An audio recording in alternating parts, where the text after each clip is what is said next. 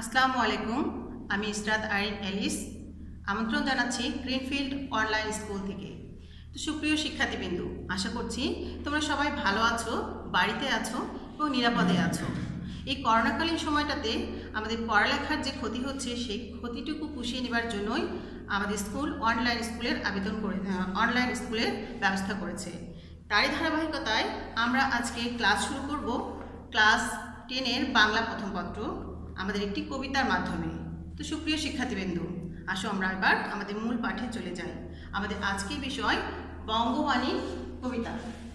দেখো, বঙ্গবাণী কবিতাটি লিখেছেন কবি আব্দুল হাকিম। তো প্রথমে আমরা দেখব বঙ্গবাণী কথাটির অর্থ কী। বঙ্গ কথাটির অর্থ হচ্ছে বাংলা এবং বাণী কথাটির অর্থ হচ্ছে ভাষা। তাহলে আমাদের এই বঙ্গবাণী কথাটির অর্থ হচ্ছে বাংলা ভাষা। আসো আমরা এবার জেনে নিই লেখক সম্পর্কে। আমাদের বঙ্গবাণী কবিতাটির লেখক হচ্ছে আব্দুল হাকিম। তো আমরা প্রথমে জানবো তার জন্ম এবং মৃত্যু সালটি নিয়ে, যেহেতু আমাদের জ্ঞানমূলক প্রশ্নে সাধারণত এই কথাটি এসে থাকে, এই প্রশ্নটি এসে থাকে। কবি আব্দুল হাকিম জন্মগ্রহণ করেন 1620 সালে এবং মৃত্যুবরণ করেন 1690 সালে। কবি আব্দুল হাকিম মধ্যযুগের একজন শ্রেষ্ঠ কবি।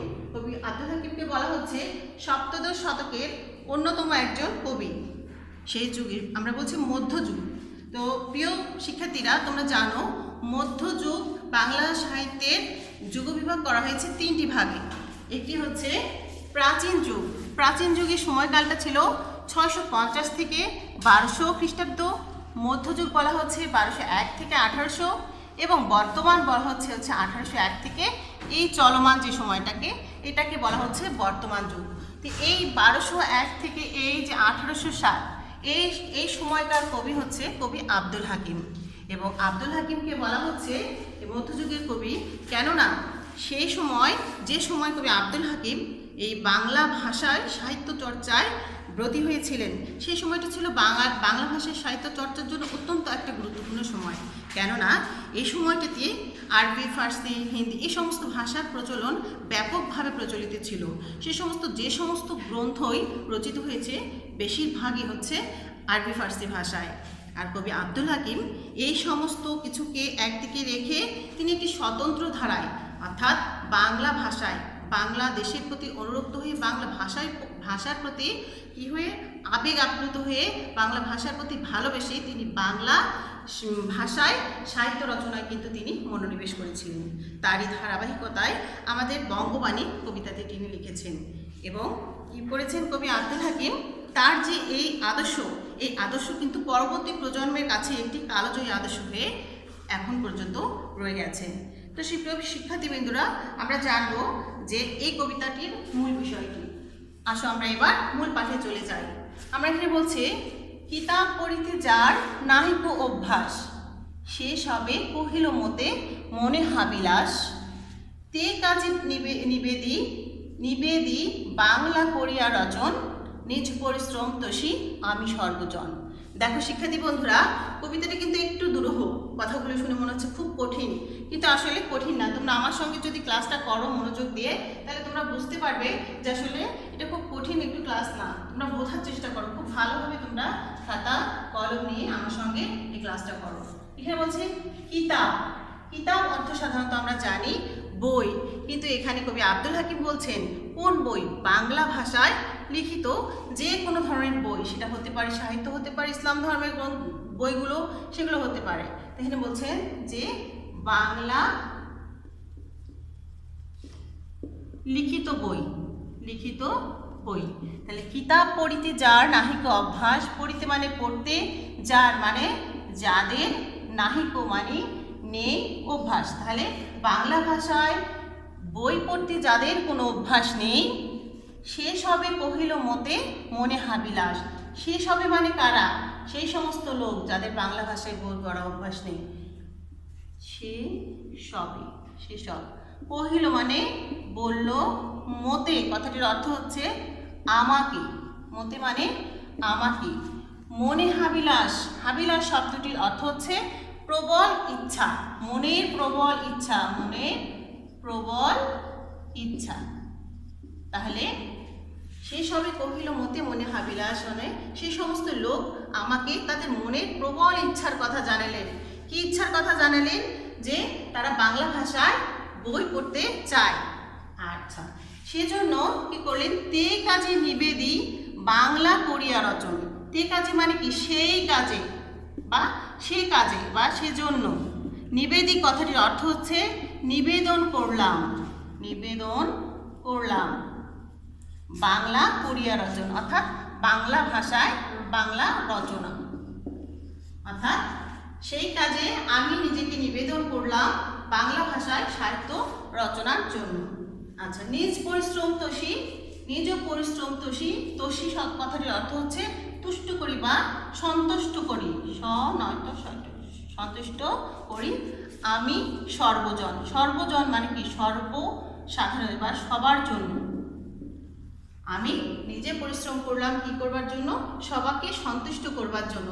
দেখো শিক্ষার্থী বন্ধুরা, এই 4টি লাইনে কিন্তু একটি অর্থ প্রকাশ পাচ্ছে, সেটা একটু দেখো, তোমরা ভালো করে খেয়াল করো। যে কবি বলছেন যে যাদের বাংলা ভাষায় বই পড়বার অভ্যাস নেই সেই সমস্ত লোক কবিকে তাদের মনের প্রবল ইচ্ছার কথা জানালেন। কোন ইচ্ছার কথা জানালেন? কবি যেন তাদের জন্য বাংলা ভাষায় সাহিত্য রচনা করেন। আর কবি সেজন্যই নিজেকে বাংলা ভাষায় সাহিত্য রচনা করবার জন্য নিজেকে নিবেদন করলেন। তারপর কি করলেন?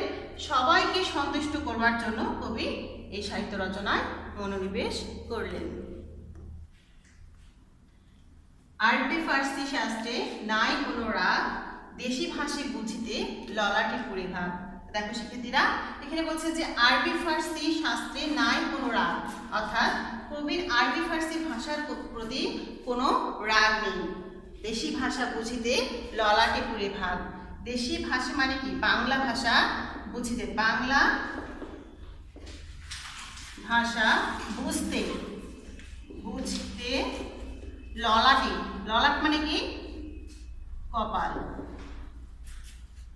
পুরে ভাগ। এখানে বলছে দেশে পুরে ভাগ, অর্থাৎ আমরা যখন কোনো ভাষা, কোনো ভাগ কথার অর্থ কিন্তু হচ্ছে ভাগ্য, কিন্তু এখানে বোঝাচ্ছে দেশি ভাষা বুঝতেই আমাদের যেখানে কপালে চিন্তার ভাঁজ পড়ে যায়, তাই বলছেন কবি আরবি ফার্সি শাস্ত্রে কোনো রাগ নেই, দেশি বাংলা ভাষা বুঝতেই যাদের কপালে চিন্তার ভাঁজ পড়ে যায়। আরবি ফার্সি হিন্দি নাই দুই মত, অর্থাৎ আরবি ফার্সি হিন্দি ভাষার সাথে কবির কোনো দ্বিমত নেই। যদি বালি হয়ে আল্লাহ নবীর সিফত, কেননা এই ভাষাতেই আল্লাহ এবং নবীজির সিফত কথাটির অর্থ হচ্ছে গুণকীর্তন, কেননা এই আরবি ফার্সি ভাষায় কিন্তু আল্লাহ নবীদের গুণকীর্তন করা হয়েছে। তাই কবি বলছেন আরবি ফার্সি হিন্দি কবির কোনো দ্বিমত নেই, কেননা এই ভাষাতেই আল্লাহ নবীদের গুণকীর্তন করা হয়েছে। পরক্ষণেই দেখো কবি আবার বলছেন যেই দেশে যেই বাক্য কহে নরগণ, যে দেশে মানে কি? যে দেশের যে বাক্য মানে যে ভাষা, কহে মানে বলে, নরগণ মানে লোকজন। যে দেশের যে বাক্যই, যে ভাষায় লোকজন কথা বলুক না কেন, সেই বাক্যে বুঝে প্রভু, সেই বাক্যে বুঝে প্রভু আপে নিরঞ্জন। আপে মানে হচ্ছে নিজে, আর নিরঞ্জন কথাটির অর্থ কিন্তু হচ্ছে নির্মল, কিন্তু আমরা এখানে কবি কিন্তু এখানে সৃষ্টিকর্তাকে নির্দেশ করেছে। নিরঞ্জন কথার অর্থ যদিও নির্মল, কিন্তু এখানে সৃষ্টিকর্তাকে বোঝানো হয়েছে, সৃষ্টিকর্তা। তাহলে বলছে যেই দেশে যেই বাক্য কহে নরগণ, সেই বাক্যে বোঝে প্রভু আপে নিরঞ্জন। যে দেশে যে ভাষাতেই লোকজন কথা বলুক না কেন, সৃষ্টিকর্তা তাদের ভাষা সব কিছুই বোঝে। তারপর সর্ববাক্যে বোঝে প্রভু, সর্ববাক্য মানে কি? সব বাক্যে বোঝে প্রভু কিবা হিন্দুয়ানি, সব বাক্যে বোঝে প্রভু কিবা হিন্দুয়ানি।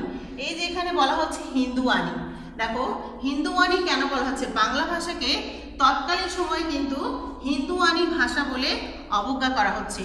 সেই সময়ে কিছু কুসংস্কারাচ্ছন্ন উন্নাসিক লোক, যারা বাংলাকে হিন্দুর ভাষা বলে অবজ্ঞা করা হচ্ছে, এখন উন্নাসিক তাদের বলা হয়েছে, যারা বঙ্গদেশে জন্মগ্রহণ করেছেন অথচ বাংলা ভাষাকে অবজ্ঞা করছেন, তাদেরকে কবি সংস্কারাচ্ছন্ন উন্নাসিক বলে আখ্যায়িত করেছেন। তাহলে সর্ববাক্য বোঝে প্রভু কিংবা হিন্দুয়ানি, কারণ আল্লাহ বা প্রভু বা সৃষ্টিকর্তা হিন্দুর ভাষাকেও বোঝেন। বঙ্গদেশী বাক্য কিবা যত ইতিবাণী, কেননা এই বাংলা ভাষাতেই আমাদের জন্য অনেক হিতকর কথা বলা হয়েছে। এরপরে দেখো শিক্ষার্থী বন্ধুরা, এরপরে কবি বলছেন মারফত ভেদে যার নাহিক গমন। এখানে বলছে মারফত ভেদ, অর্থাৎ কি আল্লাহকে জানার বা সৃষ্টিকর্তাকে যারা সত্যিকার অর্থে প্রকৃত অর্থেই বোঝে না, প্রকৃত অর্থে বুঝতে ব্যর্থ সেই সমস্ত লোকদের কবি বলছেন মারফত ভেদে যার নাহিক গমন হিন্দুর অক্ষরে সেই সবে গণ। অর্থাৎ যারা সৃষ্টিকর্তাকে সত্যিকার অর্থে বুঝতে অক্ষম, বুঝতে পারে না, তারাই বাংলাকে হিন্দুর অক্ষর বলে হিংসে করে। তো প্রিয় শিক্ষার্থীবৃন্দ, দেখো কবি কি সুন্দর করে এই বঙ্গবাণী কবিতাটি লিখেছেন এবং বাংলাকে কিভাবে সেই সময়ে হেয় করা হতো, হিংসে করা হতো, কবি সে কথাই কিন্তু এই বঙ্গবাণী কবিতাটির মধ্যে তুলে ধরছেন। শিক্ষার্থীবৃন্দরা, এখন আমি তোমাদের কবিতাটি পুরোটা পড়াবো, তোমরা বই হাতে ধরবে এবং তোমরা আমার সঙ্গে কবিতাটি পড়বে। বঙ্গবাণী, আব্দুল হাকিম। কিতাব পড়িতে যার নাহিক অভ্যাস, সে সবে কহিল মতে মনে হাবিলাস।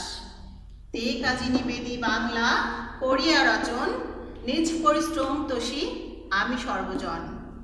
আরবি ফার্সি শাস্ত্রে নাই কোনো রাগ, দেশি ভাষে বুঝিতে ললাটে পুরে ভাগ।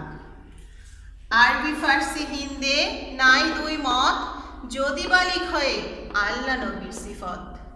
যেই দেশে যেই বাক্য কহে নরগণ, সেই বাক্য বোঝে প্রভু আপি নিরঞ্জন। সর্ববাক্যে বোঝে প্রভু কিবা হিন্দু আনি, বঙ্গদেশে বাক্য কিবা যত ইতিবাণী। মারফত ভেদে যার নাহিক গমন, হিন্দুর অক্ষরে সে সবে গণ। হিন্দুর অক্ষরে যে সবে বঙ্গেতে জন্মি, হিংসে বঙ্গবাণী, সে সব কাহার জন্ম নির্ণয় ন জানি। দেশি ভাষা বিদ্যে যার মনে না জুড়ায়, নিজ দেশ ত্যাগী কেন বিদেশ না যায়। পিতা মাতা মহক্রমে বঙ্গতে বসতি, দেশি ভাষা উপদেশ মনে হিত অতি। তো সুপ্রিয় শিক্ষার্থীবৃন্দ, এখন আমরা এখানে কবিতাটির অর্থ ভেঙে বুঝবো। অর্থাৎ কবিতাটির অর্থ বুঝবো, যে সবে বঙ্গেতে মানে যে সবে অর্থাৎ যে সমস্ত লোক বঙ্গেতে জন্মে হিংসে বঙ্গবাণী, যে সমস্ত লোক বাংলাদেশে জন্মগ্রহণ করেছেন কিন্তু বাংলায় জন্মগ্রহণ করে বাংলা ভাষাকে হিংসে করছেন, কবি তাদেরকে নিয়ে সংশয় প্রকাশ করেছেন। কি সংশয় প্রকাশ করেছেন? সেসব কাহার জন্ম নির্ণয় না জানি। তাহলে যারা বাংলাদেশে জন্মগ্রহণ করেছেন কিন্তু বাংলা ভাষাকে অবজ্ঞা করছেন, কবি তাদের জন্ম পরিচয় নিয়ে কিন্তু দ্বিধাদ্বন্দ্ব ভোগ করেছেন। কবি তাদেরকে বলেছেন তাদের জন্ম, কবি তা নিয়ে সন্দিহান রয়েছেন। এখানে দেখো শিক্ষার্থী বন্ধুরা, এখানে কিন্তু কথাটি একটু ন জানি কথা বলা হচ্ছে। তা আমরা জানি কবির জন্ম কোথায়? কবির জন্ম হচ্ছে সন্দ্বীপে। আর এই যে কবিতার মধ্যে কিন্তু ন জানি ন জুড়াই কথাগুলো এসে যাচ্ছে। এরপরে কবি বলছেন, কবি হুঁশিয়ার করে দিচ্ছেন তাদের জন্য, দেশি ভাষা বিদ্যা যার মনে ন জুড়ায়, অর্থাৎ দেশে জন্মগ্রহণ করে দেশের ভাষা যাদের পরাণ জুড়াতে পারে না, নিজ দেশ ত্যাগী কেন বিদেশ অনা যায়। কবি তাদেরকে নিজের দেশ ত্যাগ করে বিদেশে যাওয়ার পরামর্শ দিয়েছেন। নিজ দেশ ত্যাগ করে বিদেশ যাওয়ার পরামর্শ দিয়েছেন। তারপর কবি বলছেন, পিতামাতা মহক্রমে বঙ্গেতে বসতি। আমরা পিতামাতার সূত্রে অর্থাৎ বংশানুক্রমে কিন্তু আমরা এই বাংলাদেশে জন্মগ্রহণ করেছি। দেশি ভাষা উপদেশ মনে হিত অতি, অর্থাৎ কি এই দেশের ভাষাতে যত হিত উপদেশ আছে যা আমাদের প্রাণ জুড়িয়ে যায়, সেই সমস্ত এই বাংলা ভাষায় যত উপদেশ আছে, এই উপদেশ বাণীর মতো অন্য কোনো বাণী আর অন্য কোনো ভাষায় আমাদের প্রাণ কিন্তু জোড়াতে পারে না। তাই কবি বারবার বলেছেন এই দেশের ভাষার মতো আর কোনো ভাষায় হতে পারে না। কবি আব্দুল হাকিম এই বঙ্গবাণী কবিতাটির মধ্যে দিয়ে কিন্তু তার যে বাংলা ভাষার প্রতি গভীর অনুরাগ, গভীর প্রেম, এই কথাগুলো কিন্তু এখানে কিন্তু সুন্দরভাবে উপস্থাপন করেছেন। তো সুপ্রিয় শিক্ষার্থীবৃন্দ, আমরা আজ বঙ্গবাণী কবিতাটি পড়লাম এবং বাংলা ভাষা সম্পর্কে ভাষা সম্পর্কে আমরা জানলাম। তো তোমাদের এই যে বঙ্গবাণী কবিতাটি দেওয়া থাকলো, তোমরা বাসায় ভালো করে পড়বে, কবিতার মানে অর্থ বুঝে বুঝে পড়বে এবং সেই সঙ্গে আমি তোমাদের পরবর্তী ক্লাসে এই বিষয়ে প্রশ্ন দিয়ে দেবো। তোমরা বাসায় সুস্থ থেকে নিরাপদে থেকে বাংলা পড়াগুলো চালিয়ে যাবে। তো সুপ্রিয় শিক্ষার্থীবৃন্দ, তোমাদের অশেষ ধন্যবাদ আমার সাথে এই ক্লাসটি করবার জন্য। সুস্থ থাকো, বাড়িতে থাকো, নিরাপদে থাকো। ধন্যবাদ তোমাদের সবাইকে।